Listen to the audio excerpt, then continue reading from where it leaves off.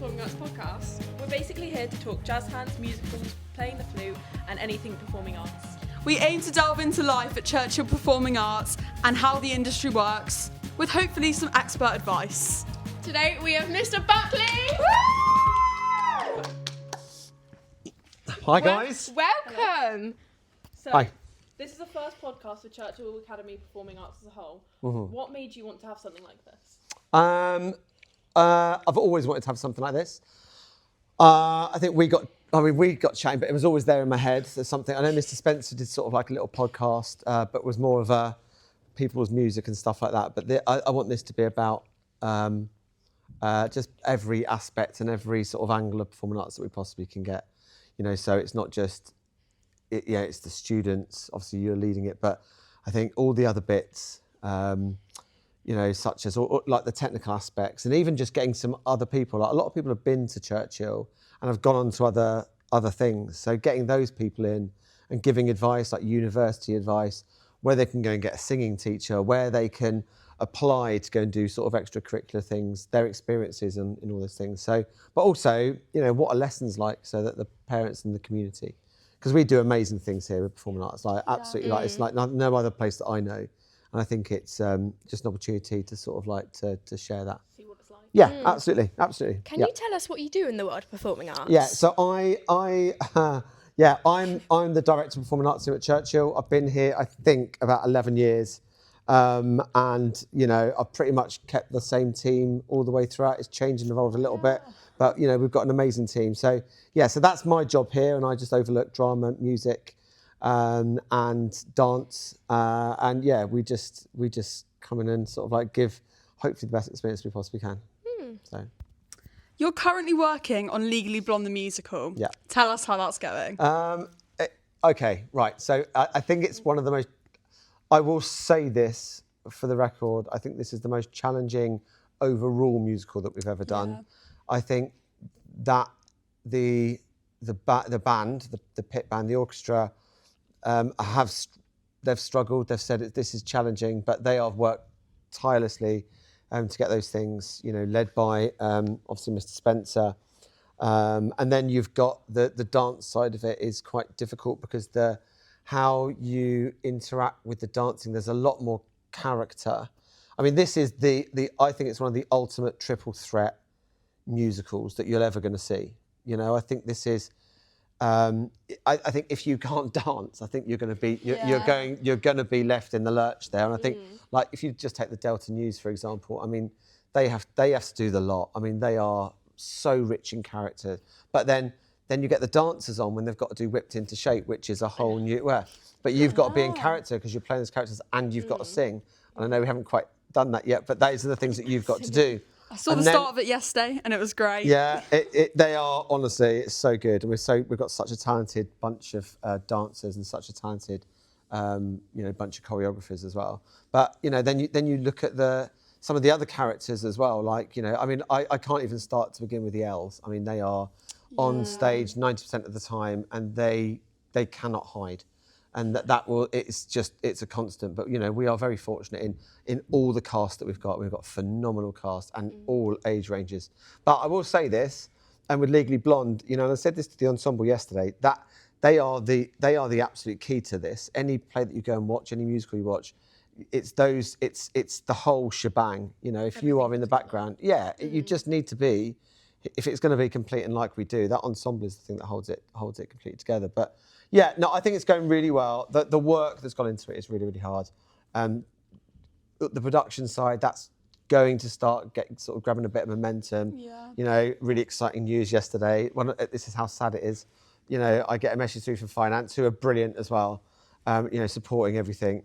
But you know, it's like the wigs have come, and it's like the blonde wigs. We've got obviously two non-blonde people, and so having those wigs is just it's really exciting. So so really good. Cast is the best. I think it's one of the best casts I've ever seen. They're really talented. Everyone is just phenomenal, absolutely phenomenal, and working so hard. It's crazy mad. Okay, but like, how do you even put on a musical of this size? Like, where do you begin with this? So I would say 2 years ago, we, and And this is one of the big questions I've always been asked, like, how do you do that? How do you even start? So 2 years ago, even before, actually no, more than 2 years ago, before we'd even finished High School Musical, I'd already started thinking about what I wanted to do. This came out of nowhere and I was like, wow, this has to be done. I think we've got the right people to do this. So you've got to think 2 years back and then think about who you're going to have potentially. And I would say your year group in particular and year 12 and year 13, like those top 3 years, but such a talented bunch of people. It was like, we have to do something like this. And so you start with that, then you get the rights or try and get the rights for it, which is quite an ordeal. Thank you. It takes a long time, and when we got the rights of it, I would say Tristan will do all those things, all these hidden brilliant things that he does, and he came to me straight away and said, "Oh, we've got the rights," and it was a really exciting moment for us. So you get the rights, and even before you start auditioning, and we've built up that momentum all the way. We've celebrated this for a year, absolutely, and then we started looking for set. Now we are really lucky because we've got the UK tour set, which. Don't get me wrong, that is another, we've got a meeting next week with the Playhouse, obviously being done at the Playhouse, and even at this professional theatre have said this set is like big. Yeah. So to have that for a school show, we are supported so much. And I was questioned, should you have that set? But fully supported by, by in particular the head teacher. Absolutely. Oh yeah, shout out. But really supported and said, like, look, if this is, I'm going to trust your judgment, let's go with it. But I don't know, like, you know what it's like. If you turn up and you look at a set and you just go, wow, suddenly that lifts from everyone and everyone just gets that vibe. So you start doing the set. I don't start doing costumes until, although I get some mood boards and stuff like that. But then I start going, right, what are we going to do to audition? Because you've got to be pushing people and stretching people. We'll meet as a faculty, decide who's doing what. So you start establishing all those things, and then you go through the audition process, which is brilliant but horrendous at the same time. Because you have to make those really tough choices once you go through those different stages. And as I said, this is triple threat-tastic. But we've cast this, I think, absolutely spot on. And I'm a great believer. We had a student here, Steph Martini, who, I wasn't here at the time, but Miss Bones would always say that, in the musical, she was on for literally 8 minutes, but she completely stole the show, and it's like they say, every actor is as important. Roles. Yeah, every character counts. Absolutely, but everyone is as important as everybody else. So then you've got to cast it, which is always unbelievably challenging and difficult. And some tough decisions need to be made, and you're going to get some disappointment. But what's been really great this year is a lot of people have just gone, yeah, come on, let's roll with it, let's really go for it, and they've shone. So you go through that, and then you just go through the rehearsal process, and in the background, you're doing your costumes, you're doing your props, you're getting your stage team. I go home every night, and I will work for a few hours, blocking scenes, working out what I need to do, where we need to go forward and stuff like that. So it is a lot. It's a lot. But do you know what I mean? It's worth it. Yeah. So what advice would you give the actors and dancers, not only during rehearsals, but outside rehearsals too? Learn your lines. That's the absolute number one. Yes. I've not been as strict this year because I've been really, there are some big roles, and I've got to be really careful with how I play that, because if you push them too hard, then they'll melt.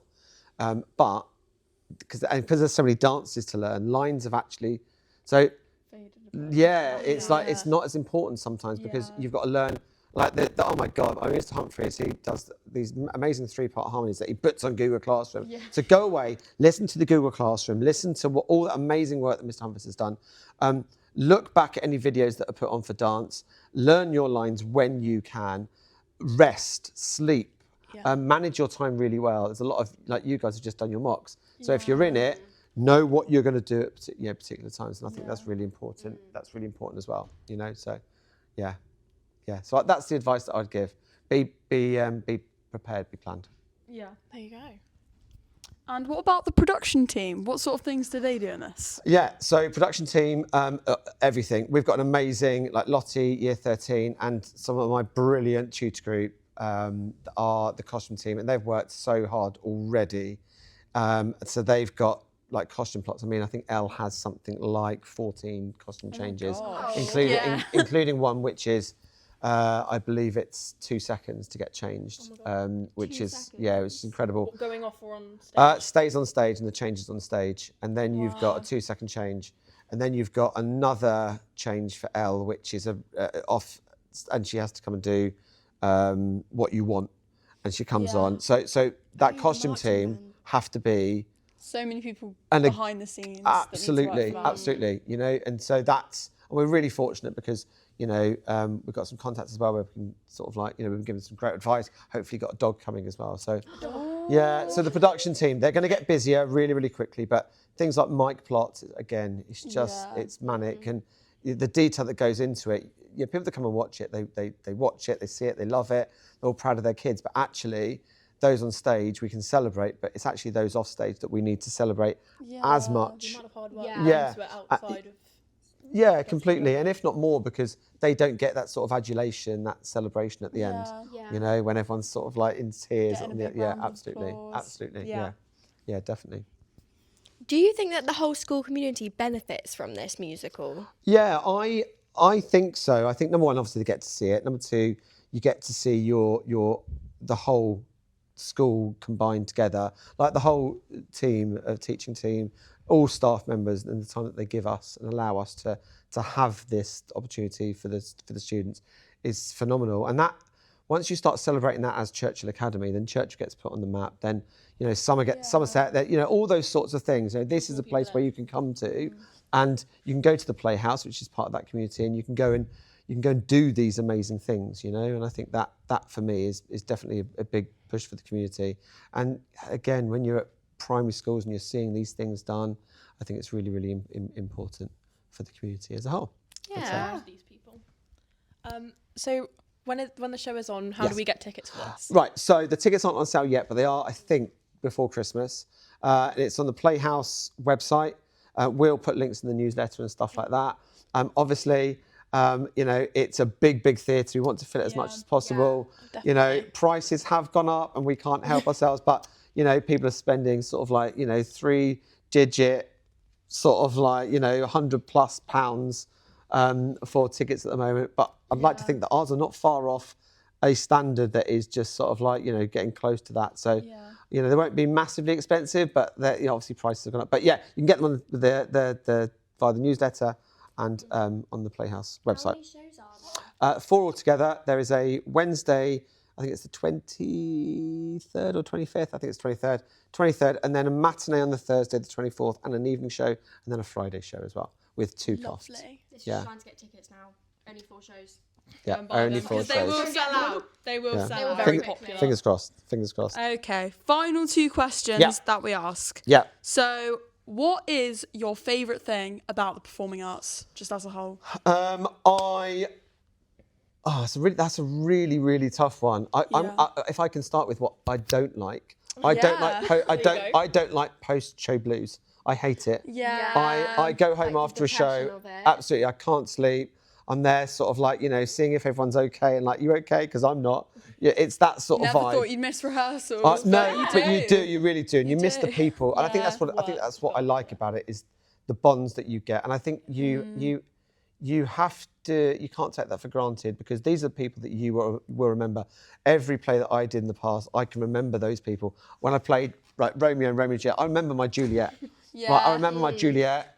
And all those amazing things. So that's one of my favourite things is the memories that you create, I guess. Friendships. I think so. I think that's in performing arts. Being creative, oh my God, what an amazing thing to be able to do when, in a world that actually sometimes there's so much structure and so much unhappiness and like you watch the news and you're sort of like, oh my God. And then suddenly you come to watch something like this and it's just like, wow. You get to be unique. And people on stage get to be someone else sometimes, which is great. And for a lot of people don't understand this. And I'm not really an extrovert, I'm more of an introvert in many ways. People don't know that. I'm quite introverted, but performing arts gives me an escape that I can be An sort of more of an outlet. extra. Yeah. Creative And I think outlets. a lot of people are like that in the industry, and especially here at Churchill. It's your way to show, Yeah. express yourself. Absolutely, definitely, I think so. Charlotte. Is it? Yeah. Where? I don't have it. Who? Okay. Oh, who is your inspirational person or people from performing arts? All right, okay. That's a great question. Such a good question. I've got two, I would say.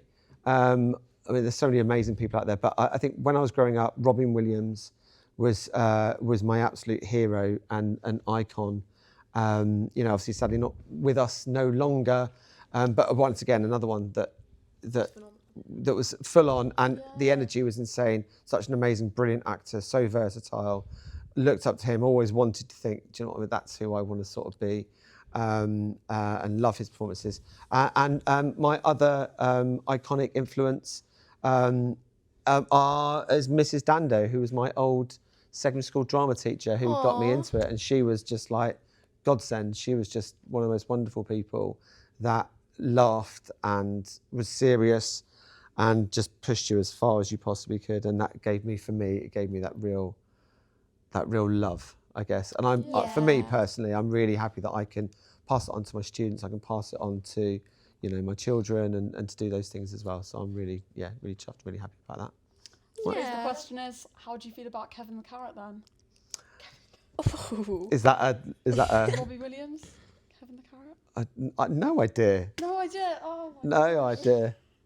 Wait, what do you mean? From the Christmas advert. Yeah. Right. Kevin, is that not Robbie Williams? He said Robin Williams. Robin Williams. Okay. Yeah. That's fine then. It's a very different one. No, Robin Williams is not one of my. Robin Williams is a singer. Yeah. Yeah. He was a. Yeah. Yeah. Anyway. Yeah. Cool. Anyways. Bro. Well, fantastic. Thank you very much, Mr. Buckley. You're welcome. We'll be back next week with another special guest. All four. Next week. Goodbye. Bye.